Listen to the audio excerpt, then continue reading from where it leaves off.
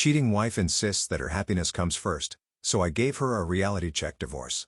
My 36 male wife, Angela, 34 female, and I have been married for 8 years. We've always lived what I thought was a comfortable and happy life. We have a beautiful child together, a 6-year-old daughter, Lily, who I love more than anything. I worked long hours as an engineer to provide our comfortable lifestyle, and she stayed home to manage the house and take care of Lily. This was a role that she had always insisted that she was happy with. About a year ago, Amanda started saying she was feeling unfulfilled. She felt like her whole life revolved around being a wife and a mother and she wanted more. I understood what she meant, but I found it hard to relate. My life feels like it's revolved around being a father and a husband as well, but I found that rewarding myself. I tried to empathize with her though. Maybe she felt that way because she didn't get out of the house much. I had my career, and while that was mainly to provide for my family, it also provided me with an additional sense of purpose. So we discussed it for a while, trying to figure out what she could do to bring more fulfillment into her life. We eventually decided that she could try to get out of the house more when Lily was at school. She could sign up for a class or pick up a hobby. After a lot of discussion, she chose pottery classes, and we got her signed up for one that same week. I thought that would be the end of her fulfillment issues, and for a while it was. The house started filling up with little pots, mugs, and dishes that she started making. They weren't great at first and they never really got any better. But I didn't pay any mind to that. It's not like she wanted to sell them or anything. For a while, her mood seemed to be improving. She was happier and had more energy. For a while, she was more engaged with me and Lily, spending more time with us. She talked about her pottery class with enthusiasm, telling us about her friends she'd met and funny stories that had happened during the day. For a while, I was glad. The pottery class seemed to be a great addition to her life and our family was doing better as a whole because of it. But that's when things started to shift. It began when she started mentioning Janice, a new friend she'd made at her pottery class. I didn't have any suspicions about Janice at first. I was actually happy to hear that my wife had made a new friend. They would go out together after class and sometimes they'd meet up for drinks in the evenings. It seemed like having Janice in her life was good for her. Sure, her new social life meant she was a little less present in the house sometimes, but I thought it was a small price to pay. Happy wife, happy life, as they say, and we really all were a little bit more happy. But then things started going overboard. The change in my wife had turned her into a happier person, but there was a tipping point. The outings and time away from home started to become too frequent. She was becoming less attentive at home and spending less time with me. I would have been able to live with that, but she was becoming less attentive to Lily's needs as well. Angela wasn't as involved in her daily routine anymore. She'd forget to pack her lunch for school or miss parent-teacher meetings, things that we'd agreed early on would be her responsibility. I had to pick those up in addition to my other responsibilities at home to make up for it. At first, I chalked it up to an adjustment period as we tried to find the balance with her new social life, but then other things started to pile up as well. She started coming home later, sometimes smelling of alcohol, and she would only give vague answers when asked about her day. She would brush me off with excuses like, "We lost track of time," or "Ginny's had a rough day and needed to talk." The worst part was that she didn't seem to notice or even care how these changes were starting to affect Lily. Our daughter, who was used to doing everything with her mom, started coming to me instead. I liked getting the extra attention from my daughter, but I didn't think it was worth the cost. It broke my heart to see her little face light up when Angela finally made time for her, only for the joy to fade when Angela was too distracted or tired for her. I tried to talk to Angela about how her behavior was affecting the family. I approached it gently, hoping we could work things out. I explained that I'd noticed her pulling away from me and Lily and how it was impacting our daughter. I mentioned how I felt like she wasn't engaged in our marriage anymore either. Her response was defensive. She accused me of trying to control her and stifle her personal growth. She said she was finally happy and that I couldn't find it in myself to be supportive of her. That wasn't fair and I told her that. I'd been fully supportive of her new hobby and her new friendship.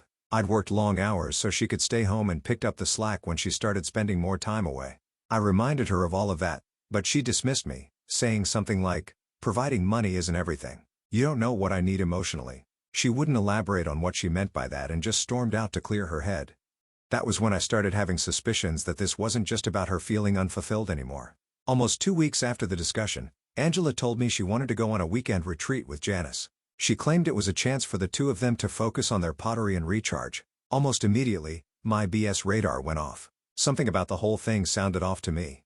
I said I'd be fine with her going on the retreat, but I needed to meet Janice first. I told her I wasn't comfortable having my wife go on a trip with someone I've never met before. A reasonable request, I thought. Angela didn't see it that way. She started by making excuses, saying Janice didn't like meeting new people and that she was shy.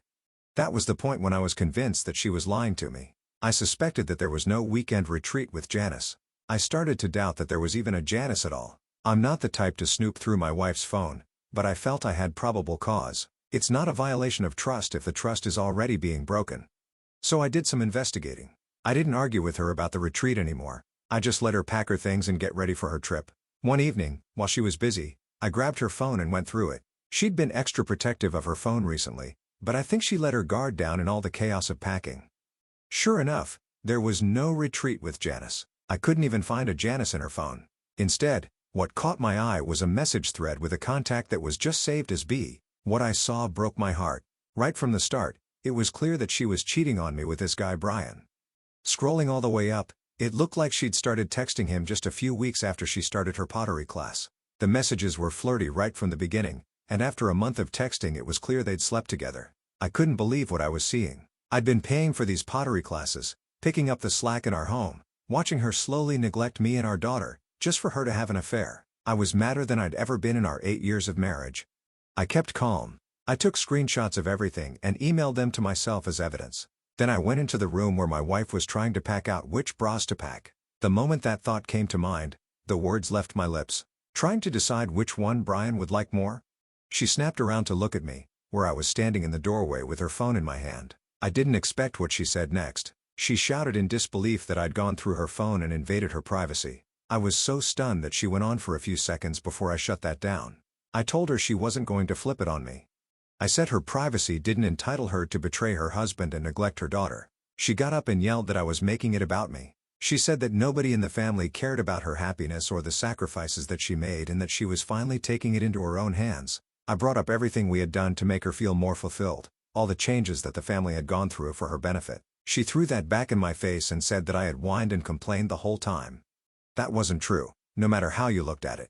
I'd been fully supportive and only tried to change things when she started to neglect Lily. At this point, she was starting to raise her voice and I tried to tell her to keep it down so she wouldn't wake our daughter. She looked out at me and said that I was putting Lily's needs over her own again and that her own happiness should come first. At that moment, Lily walked into the room looking frightened. She asked why we were shouting at each other. My heart broke, but I rushed over to her side, knelt down, and told her that we were just talking, and that I'd be in her room soon to tuck her back in. Angela didn't say a word. She just watched us silently. Lily nodded and left, but she didn't seem fully at ease. That just made me madder at Angela. Lily didn't deserve this. When I was sure she was out of earshot, I turned back to Angela and kept my voice low. I asked her if she could see what she was doing to our family and who she was hurting. I said Lily deserved better than a mother who was more concerned with sneaking off with her lover than being there for her child. Angela started sobbing, saying that she'd been so unhappy as a housewife and she was just looking for a way to feel alive again. She said I had my career and she needed to put her own happiness first too. I pointed out that my career wasn't me putting my happiness first. It was how I put the needs of the family ahead of my own. I said she destroyed all of our lives because she was bored and things would never be the same again. She kept crying and offered all sorts of solutions. She ditched Brian, we could go to therapy, and she would quit her pottery class. None of those would solve anything.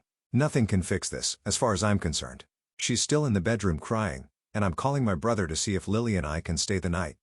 I might update this in the morning when I know what to do next. Wow. The audacity to cry about her happiness while neglecting her own child. She's got the gall to act like she's the only one who's ever sacrificed anything while you've been out there pulling double duty as breadwinner and backup parent. But, hey, at least now you've got all the evidence saved. Get Lily out of there and give her the stability Angela clearly isn't capable of offering. Update. The next morning, my mind was still in disarray, but I had some clarity. My priority was protecting Lily and making sure she was safe from any of the chaos.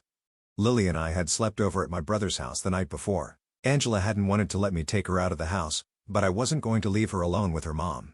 I'd threatened her and told her that I'd tell her parents about what was going on if she tried to stop me. Immature, maybe, but I was serious about getting my daughter out of that house. And the next morning, I called Angela and told her we needed to have a serious conversation about what happened next. I said I'd bring Lily around so she could see her and then we'd talk about how we would move forward with separation. Angela tried to convince me to reconsider separating. She cried, begged, and promised to cut off all contact with Brian. But I was done. I told her that trust was the foundation of any marriage and she had broken it completely. Lily was happy to see her mom, which broke my heart a little. I felt like I was about to tear this family apart, but I knew it was Angela's fault. She was the one who had put her feelings above the good of the family. After that reunion, I sent Lily to play in her room and I told Angela that I would be filing for divorce. First, she said I was overreacting. Then she said I was punishing her for trying to find herself. I told her that finding herself didn't mean abandoning her family or breaking her marriage vows. I wasn't going to let her keep rewriting the narrative to make herself the victim. After our conversation, I went out to meet with a lawyer to start the divorce proceedings. He told me that her neglectful behavior and affair gave me a solid case. He advised me to start compiling as much documentation as possible, including evidence of her infidelity and every instance of her neglecting Lily. I already had the messages between her and Brian, and I started searching through my phone for every example of times when she had prioritized her own happiness over Lily's needs. In the following weeks, Angela tried all sorts of different tactics to get me to reconsider. She alternated between apologizing profusely and accusing me of being a controlling, heartless husband. She even tried to use Lily as leverage, saying things like, "Don't you and Lily to grow up with both of her parents in one house?" That just made me angrier. I had to remind her that I wasn't the one who had torn the family apart. She was. Eventually, the divorce was finalized and I cleared her out. I managed to win custody of Lily. The argument was made on the grounds that she was an unfit mother. It was vicious. I would have felt bad for her if I still had any love in my heart for her. Instead, I was glad. The worse they made her sound, the better my chances of winning custody.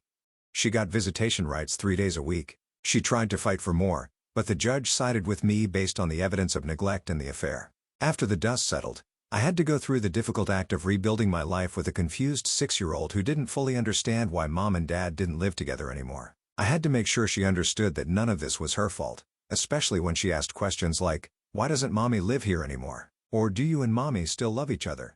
I told her that sometimes adults make mistakes that hurt other people, but it didn't mean she wasn't loved. Angela, of course, didn't date the divorce well. She started posting cryptic messages on social media about being betrayed and gaslit. She tried to paint herself as a victim and drum up sympathy. From the replies to her posts, it didn't seem like it was working. I'd already told her parents, my family, and our friends what had happened. Everybody was just as disappointed as I had been. Some of them had even told me that I was doing the right thing for Lily. Financially, Angela wasn't left with much. I kept the house, the car, and more than half of our savings. The judge awarded her small alimony, but it was nothing significant. It was almost a joke, really. I was the one taking care of the child and the affair left her in a bad position to argue for much. We divided up some of the assets and she got a sum of money out of everything. But it really didn't amount to much in the long term. She was probably going to burn through most of it before she could get a job. It would be difficult for her to rebuild her life, but I couldn't waste any sympathy on someone who had blown up our family for an affair. I didn't confront Brian about the affair. I didn't need to. The guy wasn't important to me and honestly, I never wanted to meet him. I can't say I'd be responsible for how I'd act if our paths crossed. I did hear that their relationship died out though. It looked to me like Brian wasn't interested in being anything more than a side piece. I found it poetic that she'd burned her life down for a man who didn't even want to be with her. A few months have passed since the divorce and we've fallen into a kind of rhythm. I've cut back on my hours at work to spend more time with Lily. It's not easy being a single dad, but I would give up anything for that little girl. Despite whatever Angela says, Lily's happiness always comes first to me, and I'd never complain about it. Angela has her visitation days, and I'd encourage Lily to spend time with her mom even though I still resent her for the pain she caused us. I try to keep things civil for Lily's sake. I understand that she still loves her mom even though I no longer do, and I don't want to do anything that could stunt her emotional development. Looking back, I don't regret how things ended. Angela insisted her happiness came first and I gave her the freedom she desired. It had been painful, but I did what I had to do for the good of my daughter. One day when she was older, I let her know what really happened and I hope she'll understand that everything was for her. It's frustrating, but not surprising that Angela is trying to rewrite the narrative to make herself a victim.